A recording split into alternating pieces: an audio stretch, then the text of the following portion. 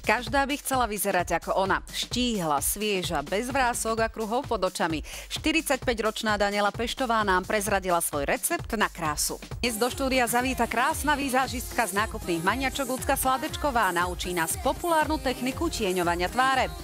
A zastavíme sa na lyžiarskom svahu v Špindlerovom mlyne. Tam vyspovedáme známe televízne tváre. Vydržte, o chvíľu sme späť. Si svoje sny. Mike Spirit je reper, ktorý si podmanil publikum na Slovensku i Česku. Na svoje víkendové bratislavské vystúpenie si pripravil aj jedno prekvapenie a jedno čakalo aj na neho. Tento víkend sa otvorila sezóna v najznámejšom stredisku v Českej republike. Špindlerov mlyn je obľúbený aj medzi celebritami.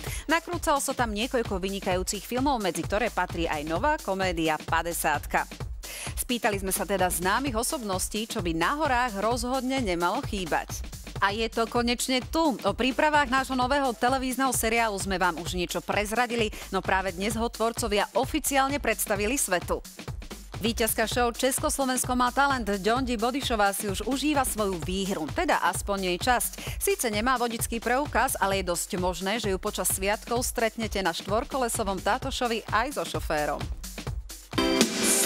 Braňo Záhradník je vraj manželom snov. Pritakáva a pritakáva. Pred kamerou bol aj so svojou krásnou manželkou nezvyčajne úprimný. Poznáme pikantné detaily ich domácnosti. Sná talentovaná Ľudská Sládečková, ktorú poznáte z nákupných maniačok, zavítala k nám do Topstar. Ja som veľmi rada, že ťa tu môžem privítať. A to robí, že ty z každej dámy vyčaríš krásavicu. Ja doma, alebo oni doma, keď sú, si mohli vytieňovať také tie základné črty. Ukážeš? Ukážem. Ja len pripomeniem si vyskúšať, aký máš záujem. Aký je najjednoduchší, aby to naše divačky videli? V podstate je to jedno. Skúsime si vytieňovať nos tekutým a odtedy ti spravím tým suchým. Môže byť? No, môže byť. Ideme na to. Takže najprv sa nanáša, milé dámy, pozrite sa ako. Na kraj nožteka. Áno. Tak toto takto naživo podľa mňa ešte nikdy nevideli. Dobre, ideme. Teraz to zapracujeme. Áno, teraz to zapracujeme jemne štecom. Netreba sa báť. Je dobré mať okrúhly štetec, ktorý je taký mäkší, aby sme vedeli vlastne ten tuhý korektor zapracovať do toho nosa. A čo vlastne sa stane? Bude mať ten nos krajší alebo bude výraznejší na tej tvári, že tak vystúpi? Bude uší a vlastne tá predná línia nosa, táto by mala byť svetlejšia, čiže tam sa nanáša svetlá časť a okolo nosa sa robí taká tá tmavšia. Áno. A rovnaká takáto technika sa používa aj na tých lícnych kostiach? Aj na lícnych kostiach. Ukážeme si techniku napríklad kontúringu. Môžeme ísť takou suchou.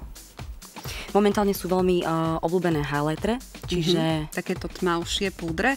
Ale lesklé púdre, čiže lesklý make-up. Takže okolo vlasovej časti tváre, takto si nanesieme tmavší púder a v podstate takto môžeme pokračovať aj na líčka. Áno, tak som to správne pochopila? Áno, no, presne. Ono to sa zdá, že je to jednoduché. Ja som to doma skúšala a vyzerala som ako Mickey Mouse.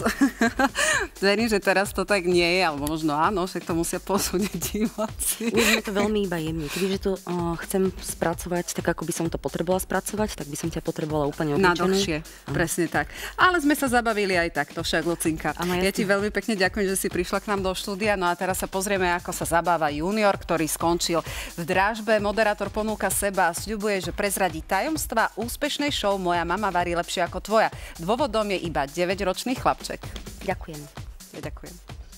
Topstar je na konci, majte sa pekne.